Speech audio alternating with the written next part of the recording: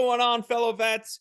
What the crap is going on with the VA claims backlog right now? Okay, we're at the end of 2023, heading into 2024. What can we expect? Why the heck is my VA disability claim taking so long for a decision? Look, I'm going to run you through some shocking stats and give you ground truth on what's actually happening right now with the VA claims backlog. Okay, so first of all, there's 4 reasons why your VA claim is taking so long right now and why the VA claims backlog is not only bad, it's getting worse. Okay, and I don't expect this to clear out. I think more like mid-2025 is what we're looking at right now, unless the VA really gets its act in gear. So reason number 1, why the heck is my claim taking so long? There's a sharp rise in VA disability claim submissions. Okay, more disability claims than ever are being submitted right now, primarily due to disability claims for PACT Act related benefits. Okay, so let me give you an example. As of September 2023, there's over 1 million pending claims. Okay, that means the claim has been submitted, okay, but it hasn't even been reviewed or decided yet by a VA claims adjudicator, a rater. Over 1 million. Okay, now just to give you some context, that's the highest number of pending claims since 2012. That's a long time ago. Okay, so that's reason number 1. Reason number 2, the Veterans Benefits Administration has a staffing and personnel problem. Okay, they're having a heck of a time recruiting and retaining quality talent, especially among VSRs and RVSRs. Those are personnel who review, adjudicate, and rate disability claims for benefits. So that's number 2. Number 3, the VBA's got broken and outdated systems and technology. This has been an issue for a very long time. Okay, now credit to the VA. They're making strides, okay, but they still have a long way to go. Reason number 4, my brothers and sisters at the VA, stop overdeveloping claims. Okay, we have seen this, and so have many others. There's been a spike in veteran service representatives, that's the frontline rep, as well as rating veteran service representatives who are overdeveloping claims. What does that mean? That means they're doing things that they don't actually need to do, which is contributing to the backlog. So for example, let's say a veteran submits a privately prepared DBQ, disability benefits questionnaire, with their fully developed claim, okay, and it's adequate for rating purposes. That VSR can push that through to the rater in a matter of days. They don't need to order a separate C&P exam for that condition. If and when they do, it's called overdevelopment of the claim. Okay, now in fairness to them, there may be instances where they still need to order a C&P exam. Maybe the DBQ wasn't filled out correctly. Maybe there's questions as to its authenticity. Whatever it is, though, you don't need to be snap ordering C&P exams if they're not needed. Okay, so stop doing that. Okay, so I told you about over 1 million pending claims. Let's talk about the number of claims that are backlogged. Okay, what is a backlogged claim? A backlogged claim is a claim that's been sitting there for over a certain amount of time that has yet to receive a decision. Okay, now the number of backlogged claims is at its highest point since 2014. There's over 280,000 claims that are backlogged right now. Okay, now, how do you get yourself out of this? If you're hearing my voice right now and you're thinking about filing a claim, maybe you've already filed a claim, how do you speed up your claim regardless of the backlog? Well, guess what?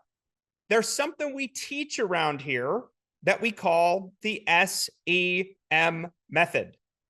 That stands for strategy plus education plus medical evidence equals the VA rating you deserve faster, regardless of the backlog. Okay, Brian, what is the strategy? Tell me about the strategy. We recommend a very focused, less is more approach. Okay, so you're going to file a fully developed claim online. We recommend you pursue high value claims, simple increase claims, secondary claims, but you should be thinking 1 to 3 conditions max per claim. Okay. Why? Because if you start filing a whole bunch of disability conditions, 10, 15, 20 with one claim, it's going to take the VA forever to review and rate the claim. So don't do that. Help them help you by being very strategic. Okay, so that's number one. You got to nail your strategy. Number two, education. Look, I get it. The VA disability claims process is frustrating. It's confusing. You're probably inundated with information and you don't know what to believe. Well, guess what? Here's what you need to know. Okay.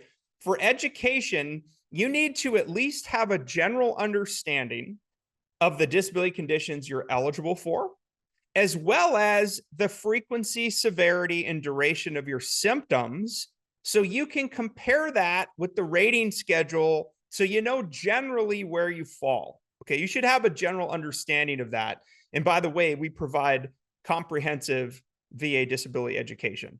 Okay, you also need to be prepared for your C&P exam. Okay, your compensation and pension exam. That's the time where the VA is going to order likely a private provider to review the evidence. And that person is either going to select a Nexus for service connection, at least as likely as not, less likely than not. And they're going to document your symptoms. Now, I've heard some garbage out there. Some people who are like, there's companies out there telling you what to say at your C&P exam. Look, if there are companies doing that, y'all need to stop, okay? Because that's wrong. What we are doing, and what I think you should do, is you need to help the veteran understand what they're walking into, okay? They need to be prepared. And I look at it this way. Would you ever go into a job interview and not be prepared? Of course not.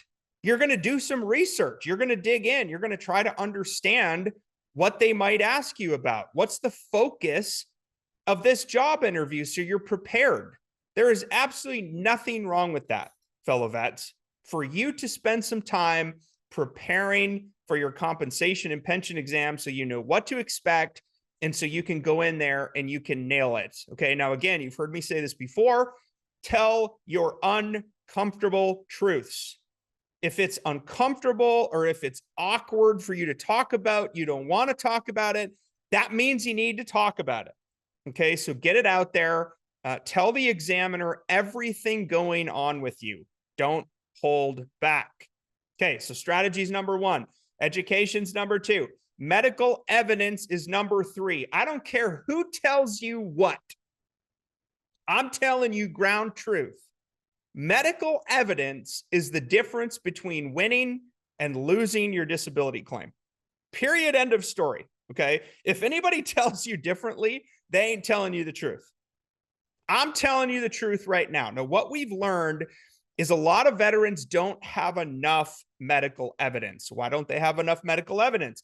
Because you didn't go to the doctor on active duty. You didn't get this stuff documented because you didn't want to be a wimp. You didn't want to be ostracized. So here you are years later, and there's no documentation in your service treatment records for these conditions that occurred on active duty. Well, what the heck do you do now? Okay. Your medical evidence strategy should focus on a couple things. Okay. If you've been out of the military for more than a year and there's weak medical evidence or not a clear connection to a disability condition that may be connected to service, you need to get a Nexus letter from a private healthcare provider. Okay, now that's going to help prove a link or connection for whatever disability condition you're claiming back to your military service or to another service for secondary service connection. Okay, now there's also times where you may want to get a DBQ, a disability benefits questionnaire, from a private provider. DBQs are especially useful for increased claims.